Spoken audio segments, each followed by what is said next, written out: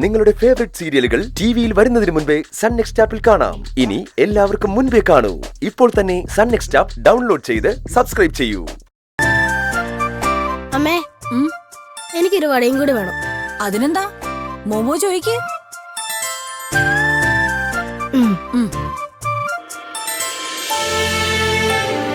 ഏതായാലും പരിചയമില്ലാത്ത ഈ സ്ഥലത്ത് താങ്കളെ പോലെ ഒരാളെ പരിചയപ്പെടാൻ പറ്റിയത് ഭാഗ്യമായി.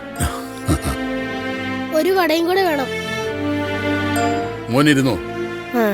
അവിടെ ഒരു വട കൂടെ കൊടുത്തരേ. നാട്ടിലെവിടെ? ഭഗവതിപുരത്താ. അവിടെ ദേവീക്ഷേത്രത്തിലെ ശാന്തിക്കാരനാ. അതെയോ? തിരുമേനിയെ പരിചയപ്പെടാൻ പറ്റിയതിൽ വളരെ സന്തോഷം. എനിക്ക് ചെറിയൊരു സഹായം വേണമായിരുന്നു. എന്താ, പറഞ്ഞോളൂ. ഇവിടെ 2 ദിവസം നിന്ന് അമ്മയെ മനസ്സ് നിറയെ കണ്ട് തൊഴണമെന്ന ആഗ്രഹം. താമസിക്കാൻ കുറഞ്ഞ വാടകയ്ക്ക് എവിടെങ്കിലും മുറി തരപ്പെടുത്തി തന്നാൽ ഉപകാരമായിരുന്നു.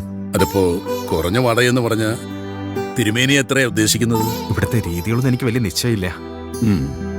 എന്നാലും ഒരു 100-300 രൂപയ്ക്ക്. 300 രൂപയ്ക്ക് മുറിയോ?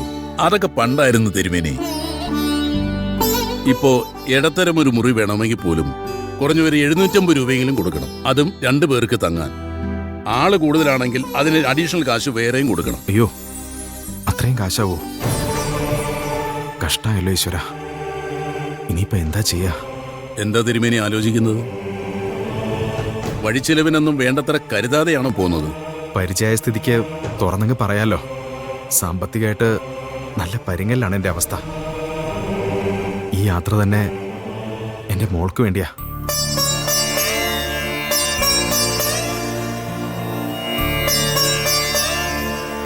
അവളൊരു മാറാരോഗിയാ. എന്താ അസുഖം?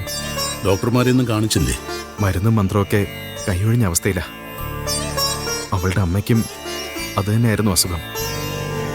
മോളെ പ്രസവിച്ച് 6 മാസം തികയുന്നതിന് മുമ്പ് അവള് ഞങ്ങളെയും വിട്ടുപോയി.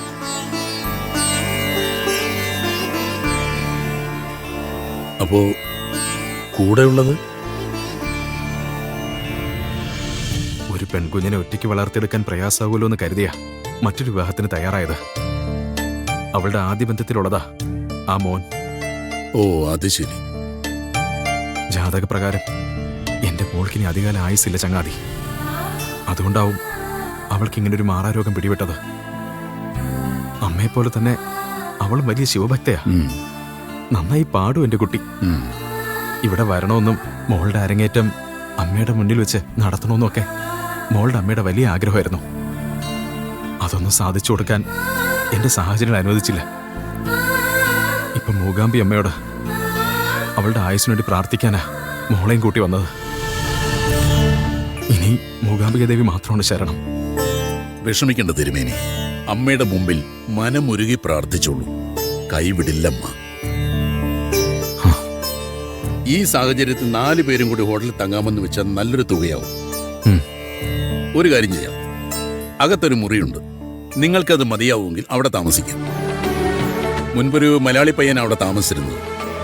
അയാളിപ്പോ നാട്ടിൽ പോയിരിക്കുക. വലിയ ഉപകാരം. അത് പിന്നെ സൗകര്യങ്ങളൊക്കെ കുറവാ. അതൊന്നും പ്രശ്നമല്ല. വാടക എത്രയാ തരേണ്ടേ?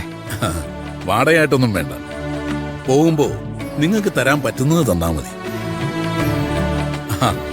എന്റെ മോളാ കസ്തൂരി. ആ മോളെ ഇവര് നാട്ടിൽ നിന്ന് വന്നവരാ. ആ മോളെ ഇവർക്ക് 2 ദിവസത്തേക്ക് തങ്ങാൻ നമ്മുടെ സന്ധ്യ ഉപയോഗിച്ച മുറി ഒന്ന് കാണിച്ചു കൊടുക്കും. മുറി റെഡിയാക്കിയിട്ടിരിക്കുകയാണ്. ശരി അച്ഛാ.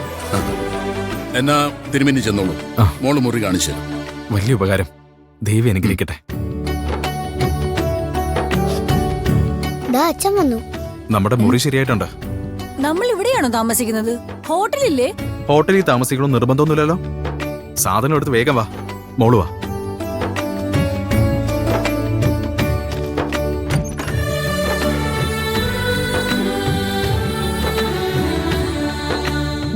ഇതാ മുറി. മുമ്പ് ഇവിടെ സന്ദീപ് എന്ന് പറഞ്ഞ ചേട്ടനാ താമസിച്ചോണ്ടിരുന്നത്. അച്ഛൻ പറഞ്ഞു. ഈ കുടിച്ചു മുറിയിലാണോ ഞങ്ങൾ 4 പേരും താമസിക്കുന്നേ? ഒട്ടും കാറ്റുവട്ട ഇല്ലാത്ത മുറിയാണെന്ന് തോന്നുമല്ലോ.